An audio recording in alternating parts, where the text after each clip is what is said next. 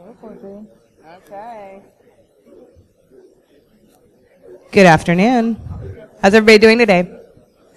Yeah? Cool. Okay, so this is Lectures or Life Lessons, Security Awareness Training That Works. My name is Cindy Jones, otherwise known as Cinders and Ashes. And I'm Megan Wu, aka Tottenkoph. And so what we're going to do is we're going to go through our presentation, and then at the end what we would like to do is not only open it up to questions, but also open it up for you guys to share success stories of your own for user awareness program. Because something that we're going to hit on a lot today is the fact that we need to do more sharing about what works versus what doesn't work. Because we're hearing a lot about the negatives, right? We're inundated by blog posts, tweets, news stories, all that kind of stuff saying user awareness training doesn't work, right? And we leave it at that.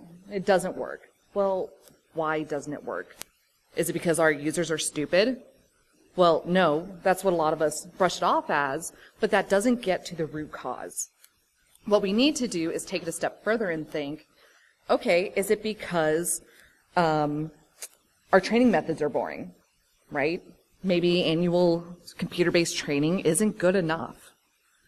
What if we're not doing posters or newsletters? Would that interest them? Would it not interest them? We don't have this information. So that's what we would like to see as part of a holistic and comprehensive user awareness training program. Okay? And then we want to take it a step further from that and not just give them the training and the information, but we want to help them build out habits. So how do we do that? How do we create that feedback loop so that they see a condition happen and they perform the right action, or the action that we, will get the most favored response? Okay, so we're mostly leveraging annual computer-based training, right? For the most part, that's what we use. Or maybe sometimes we'll give them our InfoSec policy when they first get hired, and then that's it. Okay? So let's start by looking at some success and failure stories that we commonly see. All right? So we're most common with the failures, or we're most familiar with the failures, rather. Okay? So let's start with a story on phishing from Cindy. Oh, excuse me. So this is a very personal story. A couple of years ago, I started with an organization, and about 2 weeks into the job, when you're just starting off and your role isn't super well defined, and you're getting the emails and you're there and you're anxious and you're excited to be there, and you get that email on a Saturday, and it's from a VP, and that's kind of cool, and you're looking at it on your phone because you're not going to be on your computer, you're with your family. Looking on your phone, it's like, hey, I need you to take a look at this document. We're selecting a few people who want to get feedback on some organizational changes. Oh, cool. All right. Not sure what my job is. Click. Creds. Flashing red lights. You have just been pwned. This is your biggest nightmare, right? So this is exactly what happened to me a week and a half into coming into Rapid7. Failed a phishing test completely. This happens all the time. I don't know how many times you all have failed them, but, it happens. It was really well done. It just happened. When you're on mobile, you don't see the email address, etc. It was, full disclosure, I did go ahead and tell my manager immediately after that. Said, hey, just so you know, failed this thing. So, heads up. So, phishing's very common. We also do social engineering-based trainings, right? But we never report that information back, so it doesn't really hit home how important it is. So another thing that happens would be tailgating. Right. So I'm a smoker. I spend a lot of time out in smoking areas. I think that's probably where I've talked to a lot of, well, not necessarily a lot of you guys, but I know I've talked to some of you guys out in the smoking areas at various cons and things. I'm at client sites quite often. I go out there and I'm hanging out and I'm smoking and just chatting with people in general because I'll talk to just about anybody. And as you're talking to folks, have a badge, don't have a badge, it doesn't really matter. I've got my water bottle in one hand, I've got a cigarette, my cigarette pack in the other. They're going to hold the door for me because people they want to be nice, right? They let you in the door. I cannot think of a single client site that I've been at where I haven't managed to get into the door. Ever. That's just the way it is. Whether I've gotten into the restricted areas, have I tried? Has it been that type of an engagement? Not necessarily. But that initial letting you in the building, it happens every single time. And sometimes that's enough because, if we hop in the way, way back machine, when I first started in IT and tech, one of my first jobs was doing tech support for a, what are they called? Like a CPA, but a huge tax company. I don't want to like say their name on recording. But basically what we would do is we would go in, we would upgrade their operating system, install patches, make sure that everything's set to default, so that way when the new tax folks come in, it's all there ready to go. So what a lot of people don't realize is when you go into one of these offices, these satellite offices, you sit down with your tax person, they put in your information, and then they send it to a server that's in the back room, and it holds all of that information for about a week or so until it runs a batch and sends that information to the central server over in the HQ. So sometimes stuff happens and the server needs to be rebooted and you need to enter a complex password for BitLocker, right? Well, in every single office, they had that password taped to the monitor of that server. So as soon as you enter it, you can see everybody's tax information from that week since the last batch job went. So we need to explain to them not only that it's bad, but why it's bad and what they can do to fix it. So it's, that's just one of dozens of stories that we all have, for failures when it comes to user awareness training. So let's talk about some of the successes. So did you want to talk about your consultants first? Oh, sure. Yeah. So we were talking a little bit about the tailgating thing, and the being in the right place, where you're the appropriate place for your role within or from outside of an organization. I previously to my current employer, I worked for it's a small little boutique pen testing shop down in San Antonio. And I'd been on the job for about 3 weeks. I was pretty comfortable there. Had met my coworkers enough to feel comfortable wandering around the office. Like I said, I talked to everybody. So I was just kind of getting in the mode. And a couple of the guys who had been out on assignment for a few weeks came in and didn't recognize me. And they see me wandering around the office talking to various people. I literally got pinned up against a wall by the two of them. They hadn't been there for about 3 weeks, the entire length of my employment. And like, who are you? Let me see your badge. Who's your boss? What's your position? I got the 3rd degree. Had I not been working for an information security company, I might have seen that as a little bit obtrusive. As it was, I was like, cool, right on. Something's working here. The message is getting across. These guys who were junior consultants for the most part were still able to reiterate that the lessons that we've been taught and that we live every day. We hear this stuff every single day. We live this stuff. And even so, there's still failures at the fishing thing. But, the point is they were able to go ahead and just, without being abusive in any way, but they were very assertive in finding out who I was, if I actually belonged there. Right. And so hopefully they got some sort of commendation for that, because we need to have more positive reinforcement for our users when they do stuff right.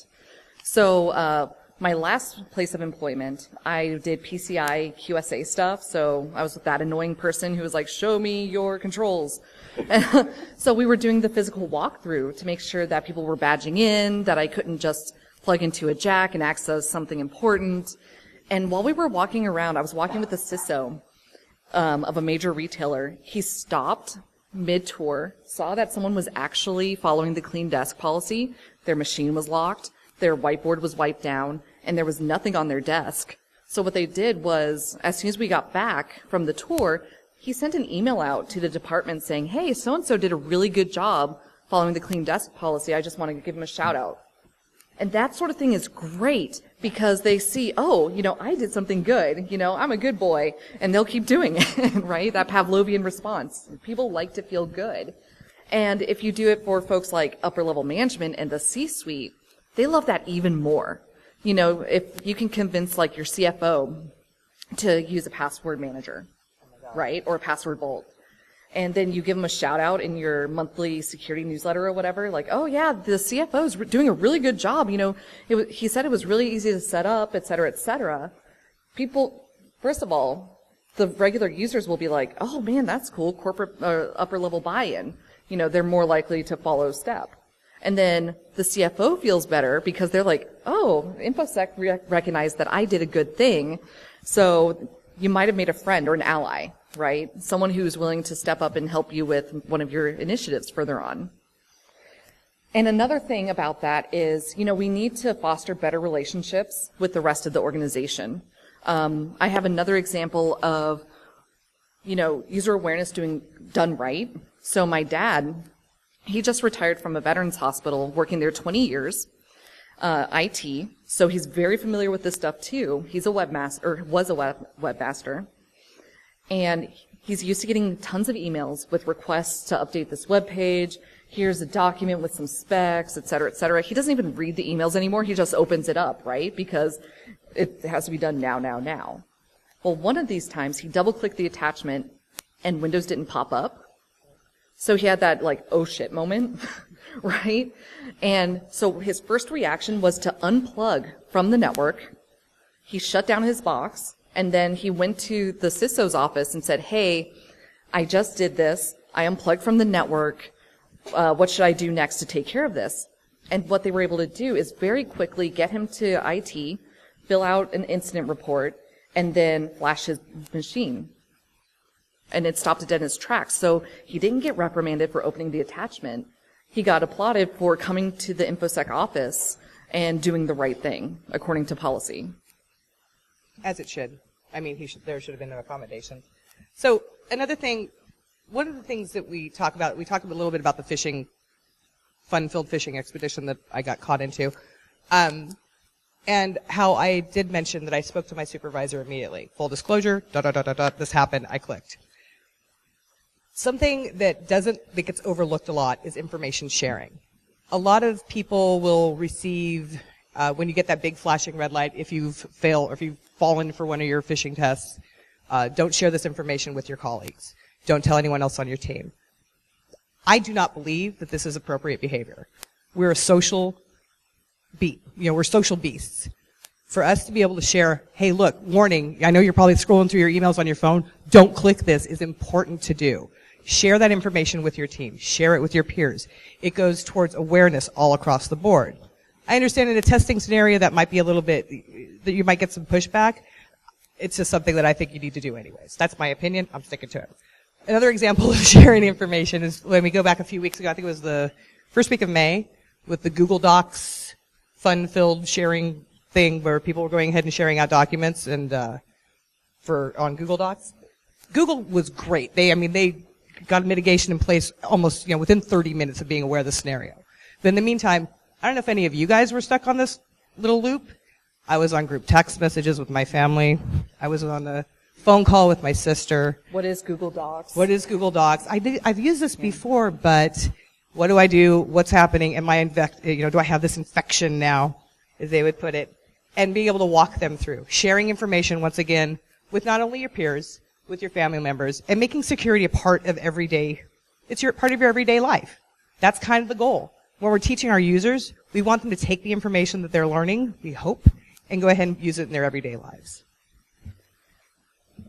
So these are our failures and our successes. You guys have more stories, probably very similar or even different from those, and we're going to talk about those later. But the next step is to figure out, okay, what do we do? How do we make it right? It's easy enough to say either don't do user awareness or we're doing it wrong, but it's another thing entirely to figure out how we can go about doing it correctly, or mo better, right? So it's like building a house, right? We got to start with a foundation, and then we have to move up from there. So start with plans. Yeah, right. Plans. And one of the first things we have to do is identify, okay, whose job is this? The roles, rules, and responsibilities, right? And what we tend to overlook in security is that it's not just our job. It should be the job of every single person to not only be aware of the policies, but how to better protect themselves. And it's our job to kind of give them the tools and knowledge to do that. And what's difficult is in InfoSec, we're not seen as a legitimate source of authority, right? They see us as the cops or, folks who are waiting to rat them out. Or the blockers from the development team. They can't get anything done because security's putting all these restrictions against them. Right. So what we need is to have more buy-in from folks that they see as legitimate authority figures. So what do I mean by that? Well, how many of you are familiar with the 1970s Milgram's experiment on obedience? All right, so a couple of you, right? For those who aren't aware, in the 1970s, this guy named Milgram, he set up a experiment where he had an actor pretend to be the student, and then another person be the participant, and whenever the student got an answer wrong, they had to increase the levels of shock that they delivered to the student. And they would act scared, like it really hurt, but the people kept doing it because the doctor was there telling them to do it, right? And then in the 1980s, a group of folks took this a step further and put it into a business environment, and they took a group of college kids, handed them the same stack of resumes, and split them up into 3 different groups. The first group was the control group, so they got no further instruction. The second group got a letter from the CFO saying, hey, this is for the HR department. It's predominantly white, middle class, male department, and we want to kind of keep with the culture so people get along easily. And then the third group got that memo plus another memo that said, hey, this is the COO. We fired the CFO because of shady business practices, right? So the memos were fake. It was a fake situation, but the participants didn't know this. The first group demonstrated zero bias because they received no further instruction. The second group was more likely to choose white male resumes. And then the third group was closer to the first group because they no longer saw that CFO as a legitimate authority figure.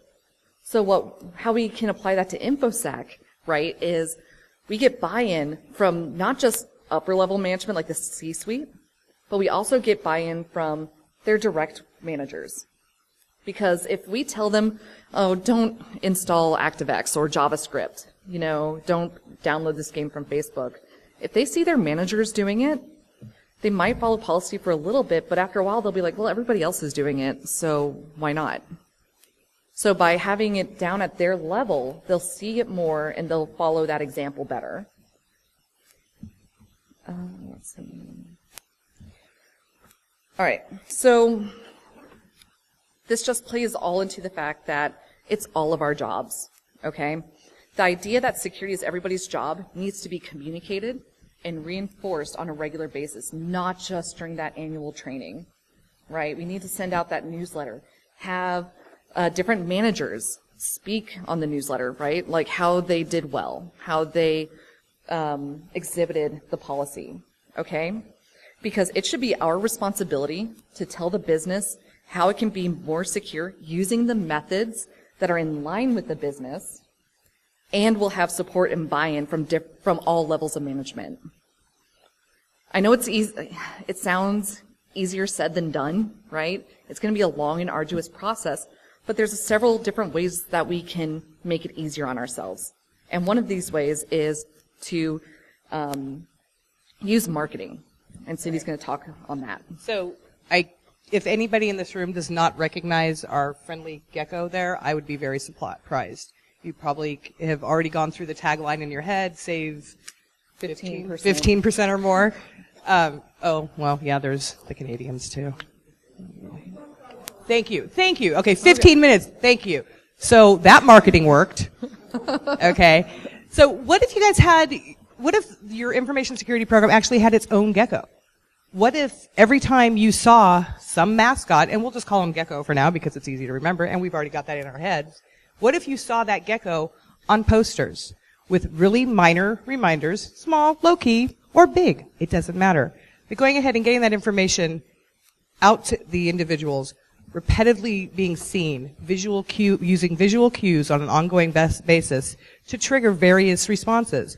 We want to go ahead and instill proper behavior, what we consider proper secure behaviors, right? Associating these mascots with the individuals and with the individual concepts that we've pushed through the training.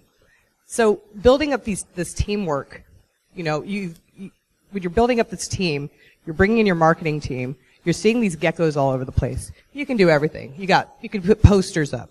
You can, reward behavior by having custom Amazon gift cards created for $5. Whatever the case may be, it's not difficult to go ahead and implement this aspect of it. And it keeps it constantly in line of sight. It's a constant reminder. So it's really useful in that regard. Excuse me. So basically, not only you think about, we had some Snorties floating around here yesterday. Think about Snorty. So you've got Snorty, maybe you have a Snorty on your desk.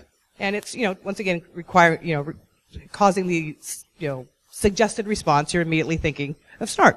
Cool. Now you have this gecko in your hand. You have a squeeze toy. Well, that squeeze toy, it might sit on your desk for a while. You might bring it home for your kids.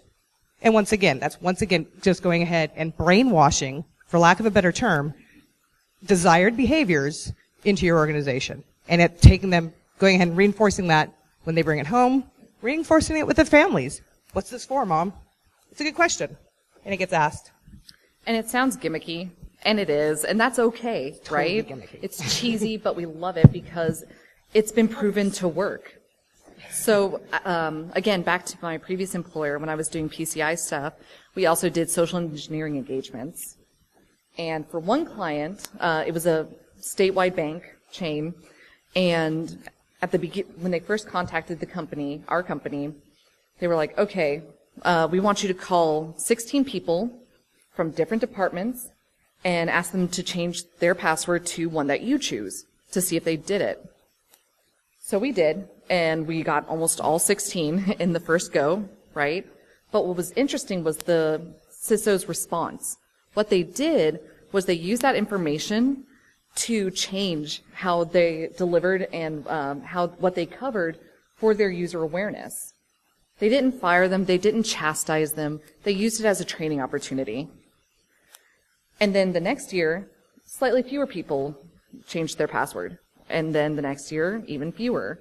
Until one point, when I called 16 folks, only 3 changed their password. And one of those people put me on hold to call the InfoSec folks to tell them what was happening. So that's great, right? Because we're showing them that it's okay to fail as long as you respond in a way that makes sense and helps, respond to the attack quicker. So we talked about rules and responsibilities, marketing. Now we need to talk about, okay, what about the framework? How are we setting this thing up? Because our current method, the way it stands, isn't really ideal. It's treated as a one-size-fits-all situation, right. But it's not, right? So right. Computer-based training. Right. So computer-based training is what we're seeing the most commonly. It's the most easily injected into an organization. It will go ahead and 9 times out of 10 seamlessly integrate with a learning management system that may not already be in place, or it could be cloud operated and let everybody else do it as a service. The problem that we see a lot is that this training takes place in a single sitting. People giving up an hour to an hour and a half, potentially 2 hours of their time to sit in front of a timed video presentation with maybe 1 to multiple choice questions throughout the course of this hour and a half, the 2 hour segment. That's not effective. It's a pain. Yeah, it sucks. It does. It's horrible. Right. And the majority of us, I don't know about you guys, but me personally, I'll click all the way to the end. If you can. Or let it play in the background and go do dishes or something. Yeah, exactly. Right. Yeah, and it's just, it's not, it's because not, the answers don't change. No, they don't. And the questions usually don't. It's like doing, yeah, absolutely. It's like doing the online driver's education training and you wish you could click through, but you can't, and you're just stuck there. And so you're sitting there doing something else off to the side, and that's exactly what people are doing. What the more effective means of presenting information would be doing it in small chunks and doing it on an ongoing basis. Based upon the number of people who come up to people in their cubes and have side conversations for 5 minutes here, 3 minutes there, breaking down your security awareness training into small 7 to 10 minute chunks is more likely to get some kind of reaction, for there to be some kind of retention, and maybe not an eagerness to take part in it, but you won't have the dread and they won't be running away, right? They're not going to be like, oh, I got to do this again. They might think, all right, 10 minutes, I can do that. Not a problem. It's not taking too much out of their time. And it does encourage a little bit more retention. Because you're going ahead and be having this performed on an ongoing basis, you have 7 minutes here. If you have time to take another course, go ahead, take another course. But just know that next month, you got to do another one. But it's 7 minutes. It's not a problem. It's reinforcing this. It's helpful in that regard. And we're not solely demonizing computer-based training, because in-person training has its own drawbacks, right? You get a large group of folks, like probably about this size, in an auditorium. They're pretending to listen. They might be updating their Facebook or chatting to one another on Skype or Slack, right? But when we present the information, they have a question. A lot of times, folks in a large setting like this are afraid to ask a question because they don't want to seem dumb.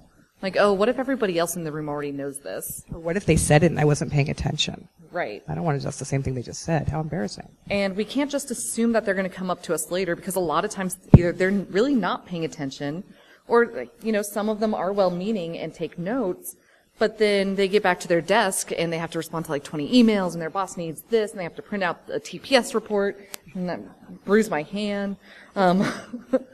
So it has its drawbacks too. There's no one perfect solution. What we need is more of a hybrid model. Absolutely. Yeah. And a good combination that works is when you're going ahead, and for general user awareness, for the majority of topics out there, if you're just providing them policy information, things along those lines that meld into your, learning management system, going ahead and doing that through the CBT. Still recommending that 7 to 10 minute stretches. Don't stretch it past that, because you're going to lose your audience. But going ahead and, in addition to that, having training for specialized information, going ahead and holding those in person. Your IT team, they're aware of the latest threats and how it could possibly affect the organization that they're a part of, right? Bringing them into a more comfortable space to go ahead and be able to address this, and having a one-on-one communication. Smaller groups are always better. Right, and then we also need to take into account what we cover in these trainings, right? So maybe in the larger setting, we want to just cover acceptable use, or our general InfoSec policy. For our executives and their admins, we might want to talk about vishing. Right. Absolutely. And do you want to talk more on that? Yeah, so I don't know if it struck me, because I remember having a great app on my phone a while back. It was the voice imitator, the voice changing software. I loved playing with that. Adobe back in November came up with Voco, and it's an open beta now. You can sign up for the beta test. What it does, it's Photoshop for voices. It can listen to a person's voice for 20 minutes. It imprints that voice pattern and can then change anything typed into the system and go ahead and display it in that voice pattern. That's horrifying, right? That's scary, because you sit there and you have various mechanisms to go ahead and have in place to, only if you have voice, you've spoken to me directly, do you take these actions, right? And this is part of their training, but now we've got this it's kind of an amazing tool. Okay, let's face it, we all kind of think it's sexy as heck, but oh my gosh, the repercussions that come alongside with it are absolutely horrifying. So what we do recommend in that regard, one of the things we recommend in that regard is to go ahead and maybe set up passphrases. Different organizations do it different ways. Think about when you call your bank nowadays, they might ask you for a security password that you have set up. I have the most ridiculous security password in the world, but I will never forget it. I don't know how often I've changed it, but that's besides the point. That's funny, because I that's asked exactly her the same thing she did. So having security phrases set up to go ahead, have that for your users, have that for your administrative assistants, for higher ups who have administrative assistants who will go ahead and take requests from them. Because when you have something like voice requests that are coming across that sound to be the individual you think you're talking to, and they turn out not to be, how horrifying is that? I mean, you've just fallen for a pretty complex attempt at social engineering. It happens. Yeah. And that's a great example of specialized training just for the high value targets, but there's other stuff we can consider for our general user space. So Clean Desk, that's pretty common. Everybody should know about Clean Desk, even though it's boring and not sexy at all. There's, tailgating, like our stories before, and then also talk about social media. A lot of people don't realize that they shouldn't accept random requests from LinkedIn because they're like, oh, it's just LinkedIn. I don't put my phone number on there. My birthday's not on there. All they'll be able to see is my position and my company, and they don't get why that's important, especially since the rest of their stuff, their Facebook, their Twitter, etc., has, oh, going on vacation for a week. Well, if I know that, and I'm on your LinkedIn and I know your position, I can pretend to be you on vacation. I need VPN access for whatever reason, right? They don't consider these things, so it's important for us to train on it. A good example of how this was done was I used to do IT for a major aerospace and defense company, and they had a very strict rule about no pictures and no blogging about what you hear or see here. And they were so strict about it that a contractor who was doing help desk got fired because while they were on the road, they saw a prototype. They stood off property, took a picture, and posted on a aviation forum. Next day, they were fired. So we don't necessarily recommend that fierce of a response, but it did reinforce to everybody else, like, oh, hey, even if I'm not on work hours and I'm not on the company property, they're not messing around, right? Right. Other people that we need to go ahead and talk about is technical folks, specialty training for technical folks. We all know the development shop. Okay. The reality is that a lot of development shops do not reach.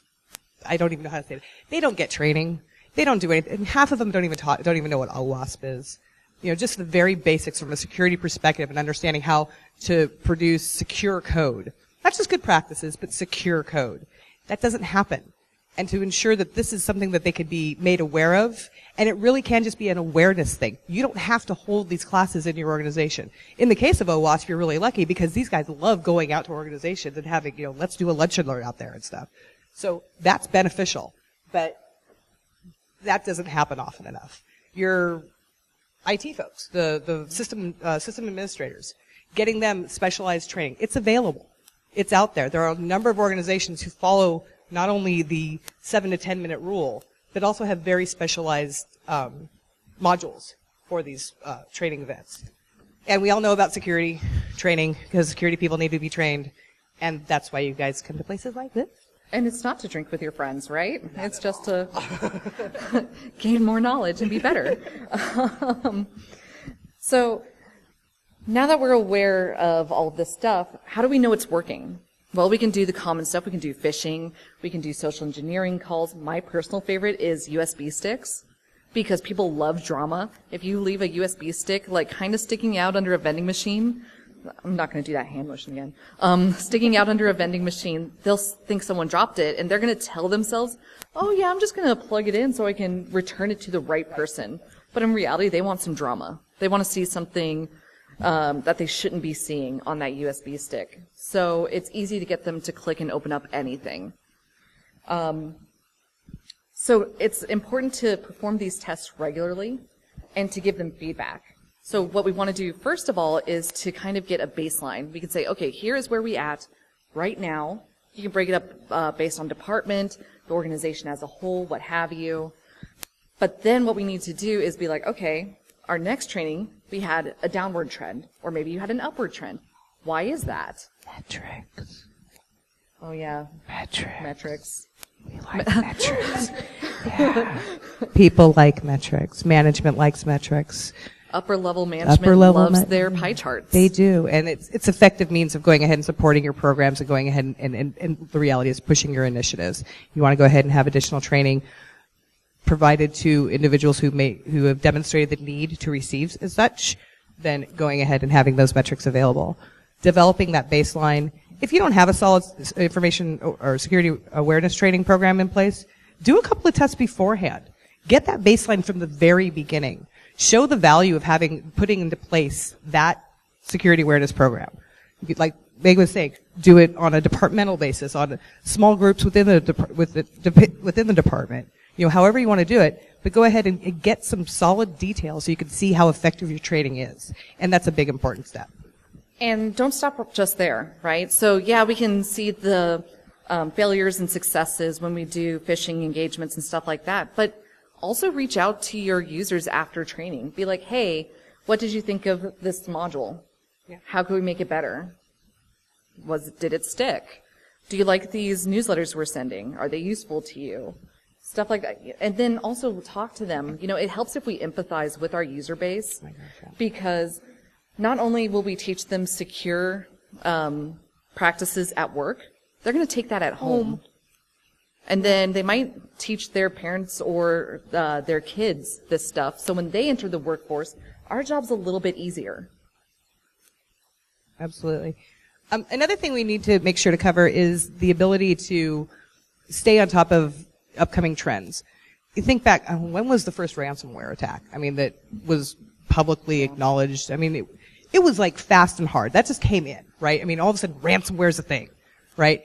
Whether or not that was addressed immediately within your organizational's security awareness training, if it was addressed at all until maybe the following year or the year after that, that's important. You need to bring awareness to situations and potential, vectors of attack. You need to make your users aware of this stuff. By leveraging that modular perspective, a 7-minute module, a training module, is a heck of a lot easier to get produced than inserting something into a full hour-and-a-half training nightmare. So that's one of the things we need to do, is be able to incorporate all this new information that's coming out all the time, all these new threat models, all these things that people just basically need to have awareness into. It's like, when you were a kid, you learned to look both ways when you cross the street. Okay. So start from that perspective when you're going ahead and build things out, and be able to add on new things as they're exposed to more and more things.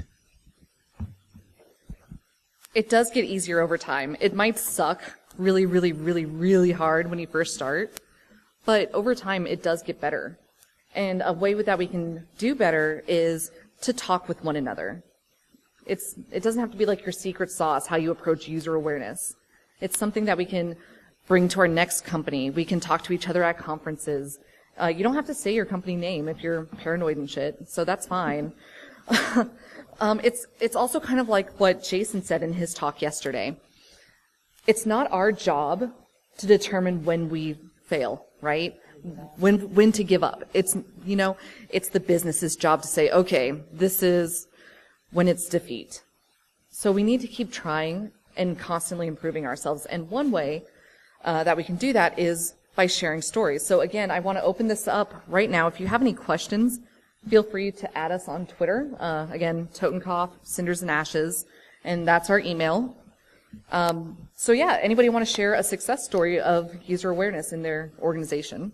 We really would love to hear additional positive stories and how this has actually worked out for you guys. So. And it doesn't have to be your current company either. It can be something you heard of or used to work at. So this is wow, sad. This is bleak. Yeah. You guys are like, it all okay, sucks. Come on. Can somebody microphone? Yeah. Thank you. I was like, I was about to get sad.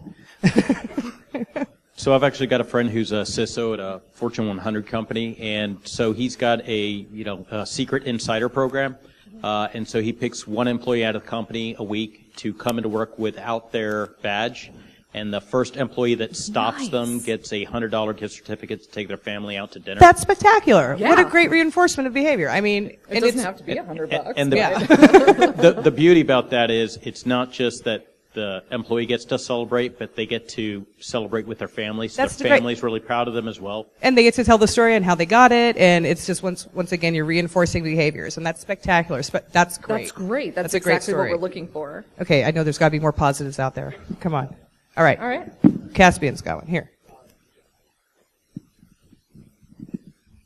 Here we go. So in a prior incarnation, I used to work at a large Canadian university. You guys all know this because we work together. Just so we're clear, I work with them. He's a plant. Full disclosure, I'm a plant. We needed one. We only got one. And we had a huge problem. We had a 35,000 person student body with staff, another 10,000 staff or so. And we had a huge problem with security awareness overall. We had, heavily siloed everything. And what I started doing when I got there, it was my job to do incident response and run the antivirus systems. What I started doing was sending out emails on roughly a weekly basis with just a summary of all of the major threats we saw this week. And by year number 3, I had people coming back to me saying, oh yeah, I've been reading your emails. This is really cool. What can I do about it? And by year number 5, I didn't have anybody coming back to me anymore. They were all already saying, okay, so I've told all these other people about this, and, we took that one thing where we sent you back an email, if you would buy us a coffee. So here's the answer, will you buy us a coffee? So I spent a lot of money buying people coffee. Okay. But the upside was, by the end of it, we had a whole bunch of very secure departments that were dealing with things like, psychological data, medical imaging metrics, stuff like that. And they all became very aware of it very quickly once I started talking to them. But if I just sat behind my desk, and there were a couple of months, and I remember this, there were a couple of months where I was told, okay, you can't send out any more of these emails, you're too busy, you got to do too much. And so I would sit back, and we'd notice the infection delta just go up. Right. And everything would just start failing. And we get these professors calling and being like, I used a USB key that one of my students gave me, and now the entire lab has blinking lights on the screens. So we could see where it would stop and start. And when I went back to the executive with this, they went, okay, keep doing it. Right. In fact, we're going to start doing it more. Can we start like an awareness campaign? And of course, that was around the time that I quit the job.